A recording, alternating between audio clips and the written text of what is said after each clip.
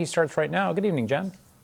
Chris, you know what I said to Joe Biden when gas prices went up after Russia invaded Ukraine? Just Were you like, tell this the is American awesome? people. Yeah, tell the American people paying more at the gas pump is a good thing. That's it. That's my message advice. Done. That's over. That's good. See you were tomorrow. ahead of Jen. You were ahead of your time, but they're using I was it ahead. Maybe I left a memo on a desk. Who knows? Anyway, Chris, I'll see you tomorrow. See you tomorrow. Okay, clearly throughout the course of the day today, we have been digesting a lot of news. We are going to get to all of it tonight. We're following, of course, the attack in West Bloomfield, Michigan, where a man with a car full of explosives rammed his vehicle into a synagogue, as well as the attack at Old Dominion University in Virginia, where a gunman who was previously convicted of supporting ISIS killed one person and injured two others. Tonight, Governor Abigail Spanberger has identified the victim as Lieutenant Colonel Brandon Shaw. He's right there, a picture of him right there on your screen, an ROTC instructor who was killed in his classroom. And we're going to bring you the latest on both of those attacks a little bit later in the show, and of course what they indicate about the threat level in our country, which is, as I know, on so many people's minds right now. In just a moment, and Chris referenced this as well, I'm also going to speak to Texas Democratic Senate candidate James Tallarico for his first cable interview since winning his party's nomination. We're going to be talking about the insanity brewing between two men vying to be his opponent in the Republican primary, and it is insane. I will show you one of the ads, as well as what Texas voters think about Trump's war of choice in Iran. And Democratic House Leader Hakeem Jeffries is also going to join me here this hour to talk about Congress's response to the war, as well as a surprising bipartisan effort to tackle a part of the affordability crisis that Donald Trump reportedly has zero interest in. But I want to start tonight with the ripple effects of Trump's war in Iran that are already being felt right here at home. Every single person, every one of you, I'm sure, watching right now is probably feeling them.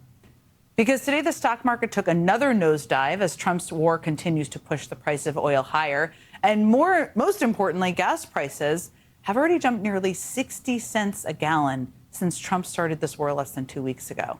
And there is every indication they will climb higher still.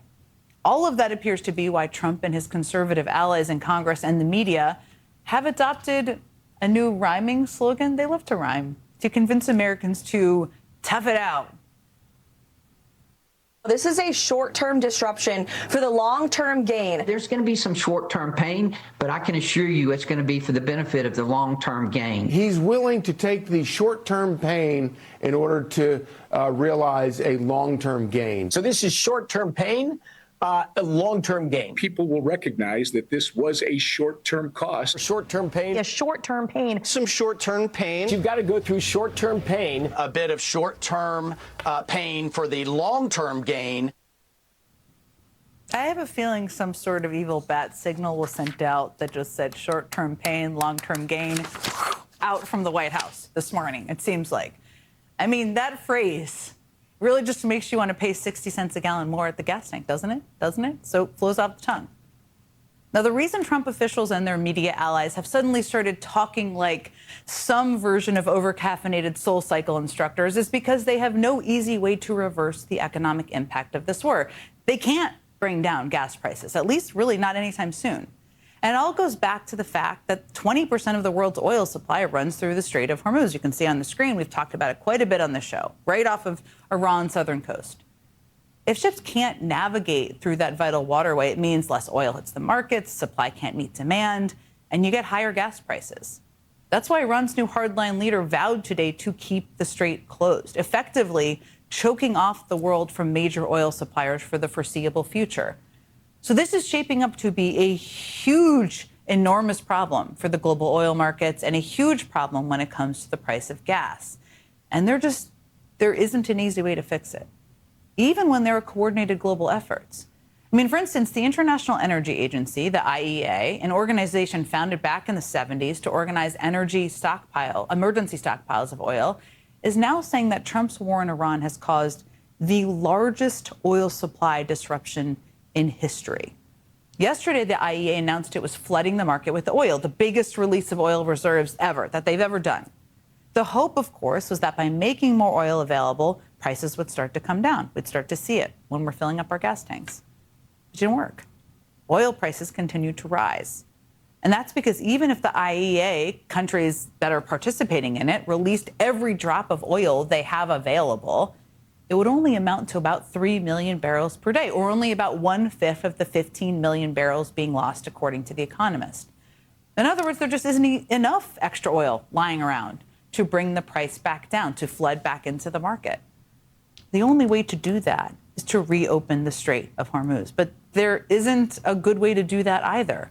I mean, Trump, for his part, has tried to just pretend the problem doesn't exist. That's his way. He's repeatedly called on oil carriers to just show some guts and go through the strait anyway, without an escort. Here he was when asked about the situation in the Strait of Hormuz. Here's what he said just last night. And now we're going to look very strongly at that. The straits are in great shape. We've knocked out all of their boats. They have some missiles, but not very many.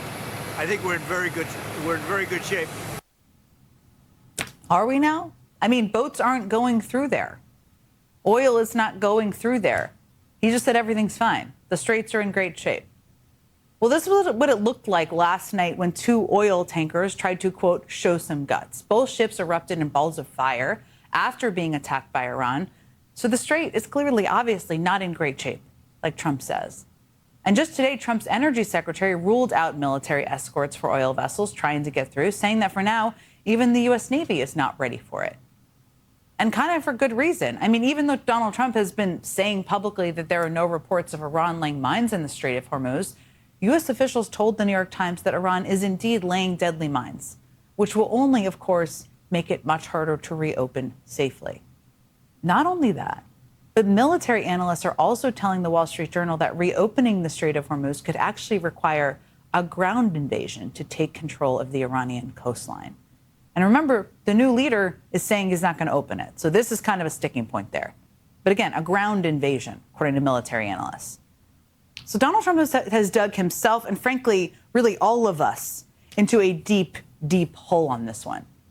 This would be a huge problem for any president, but is especially a big problem for Donald Trump.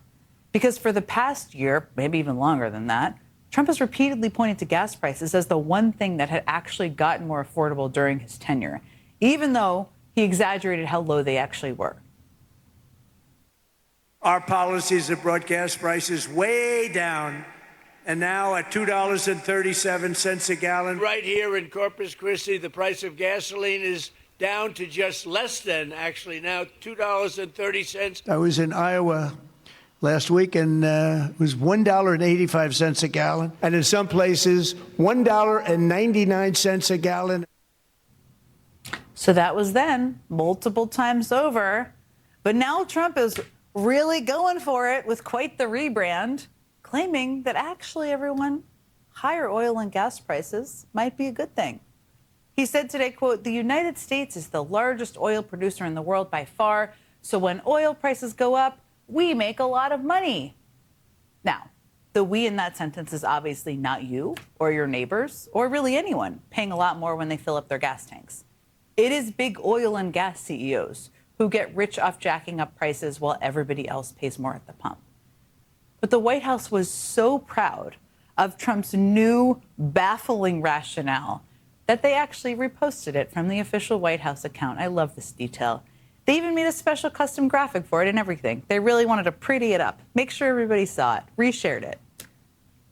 So somehow in his wacky, completely off perception of his hold on public opinion, Trump thinks he can spend years insisting that low gas prices are the most important issue voters care about, and then just turn around and claim high oil and gas prices are actually great. Everyone, pay more at the pump. It's good.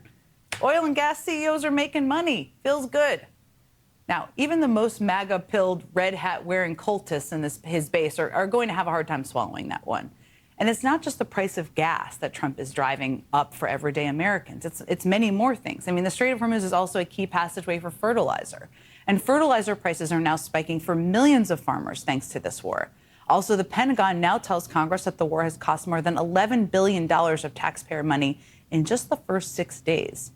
And that number doesn't even include many of the costs associated with the operation, like the buildup of military hardware and personnel. That means we are spending nearly $2 billion a day, or really more than that, considering what that doesn't include, for Donald Trump's war of choice, with no telling when it will end. And all of those costs are more than just short-term pain, obviously. They are a long-term liability for Donald Trump and his entire party. And a lot of candidates are already making sure voters understand that ahead of the midterms. Now, one of the biggest contests this election season is going to be in the state of Texas. Texas is the state as well with the highest number of veterans in the country, the people who actually fight our wars. Texas is also the state with the most farms in the country, where farmers will now have to pay higher prices for fertilizer thanks to Trump's war. And though Texas is known as a state that produces a lot of oil and gas, it also consumes more petroleum and natural gas than any other state in the country, meaning that 60 cents is really going to hurt. Everything is bigger in Texas, including the cost of Trump's war. Texas is, of course, also the state where Democrats have just nominated a charismatic, faith-driven candidate who has already charmed some formerly Trump-friendly influencers like Joe Rogan. And he's already making sure that Texans understand what Trump's war will cost them. Well, you know, as a millennial, I saw how military disasters like the Iraq War robbed this nation of young lives, of billions of dollars, of our moral standing in the world. And I worry that our current leaders are repeating those same mistakes. I was in Sand Branch, Texas, which is a community south of Dallas that doesn't have running water. It doesn't have basic sewer infrastructure.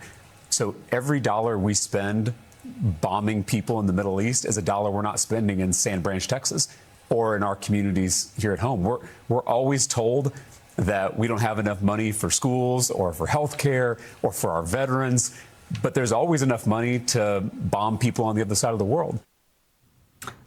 That's the message Republicans will have to find a way to counter this November. But right now, Republicans can't even decide who their candidate in Texas is going to be. I mean, after the primary election, Texas Senator John Cornyn was forced into a runoff with his incredibly scandal-plagued, like the most scandal-plagued maybe in the country, primary challenger Ken Paxton. And for days, there were reports that Trump was going to endorse Cornyn to try and end the primary so Republicans could focus on beating James Tallarico. But then Ken Paxton threw a wrench into the plan, announcing that he would only drop out if Senate Republicans got rid of the filibuster to pass Trump's voter suppression bill.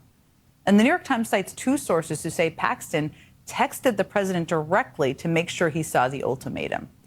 So that's what the two Republicans fighting it out for the nomination are focused on while we're less than 2 weeks into a war in Iran. And now Trump is reportedly delaying his endorsement, trying to use his own party's infighting to push his unpopular agenda. Trump just cannot help but make things harder on his own party, especially in Texas. And now with an unpopular war casting about over this entire election, can Democrats convince Texas voters to finally make a change? Well, joining me now for his first cable news interview since becoming the Democratic nominee for U.S. Senate in Texas is Texas State Representative James Tallarico. It's great to see you. And there's so much to ask you about. I just wanted to start. I mean, we have digested a lot of scary news today. A lot of people watching right now, a lot of people in Texas, of course, too. And this morning we learned of the shooting at Old Dominion University in which a suspected gunman killed an ROTC instructor. We just learned the details of the identity of that instructor. Then we learned about the attack on the synagogue, Temple Israel, just outside of Detroit. And I want to report and update people that the Department of Homeland Security has just identified the attacker as a Lebanese-born man who became a naturalized citizen in 2016. But the larger picture of all of this is the places of worship, schools. These are places that are supposed to be safe. And I was just wondering, and I was thinking about this as I was watching this news today about talking to you. You're a former teacher. You're a man of deep faith. You grew up in houses of worship. What was your reaction to all of this news we've been digesting today? Well, authorities are still investigating these tragic events, but I think it's really important in moments like this for all of us to speak out against hate and violence in all its forms. I'm sending my love to our Jewish brothers and sisters in Michigan and around the country tonight. I think it's so important that each of us condemns anti-Semitism whenever it rears its ugly head. I know that things are scary right now. I know there's a lot of bad news whenever you open the newspaper or open your phone. And when I'm feeling tempted by hopelessness and by despair, There's a verse of scripture that I return to. It's in the Gospel of Luke when Jesus says something kind of strange. He says, "Blessed are you who weep." And it's strange because how can someone who's weeping also be considered blessed? Those feel like completely contradictory things. But I think what he's trying to tell us is that sometimes we see the world most clearly through our tears. And so if your heart is breaking as you watch what's happening to our communities, to our country, to our world, it means you still have a heart. And I want people to trust that. I want people to protect that, because that is what's going to get us out of all this. So blessed are those who weep tonight, and hopefully love will ultimately prevail over this kind of hate and violence in our world. I know one of the other topics that's really of concern and worry to a lot of people watching right now is the war in Iran, which of course just started just a few days before the primary race in Texas. And we're obviously going to talk about your race and your how you're going to win in November. But I wanted to ask about the Trump administration's newest talking point, that the war is short-term pain for long-term gain.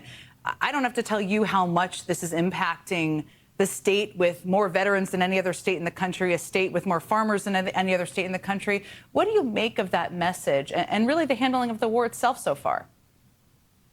I mean, I'd like them to tell that to the parents of the American troops who have lost their lives. That is not short-term pain. That is pain that will last forever. And for the President of the United States to recklessly send our men and women in uniform to the Middle East for another forever war is unconscionable. It's immoral, and it has to end. I know you said that we're going to talk about the race later, but this is why I'm running. This is why people in Texas are coming together, because we are sick of this kind of reckless foreign intervention that doesn't reflect our values as Texans or as Americans. We should be taking this money that's being wasted on bombs on the other side of the world, bring it back home here to invest in our communities, to fund our schools, to fund our healthcare, to lower prices. That's why the president was elected in 2024, to lower costs. He wasn't elected to start another forever war. No one asked for this. And I think people are sick and tired of this reckless foreign policy, and they're ready for a foreign policy that reflects our values. I just had one more on the war, and it's really about the morality. And you and I have talked about morality as an issue that can guide leadership and guide, public office. One of the biggest flashpoints, as you know, in this war is this bombing of a girls' school in southern Iran, where over 170 people were killed, many of them children. And as I'm sure you've seen, our viewers know, a preliminary investigation by the Pentagon has found that it was the U.S.'s fault. You're running to be, of course, a U.S. senator. You also think deeply about the human impact of policies. What was your reaction to that?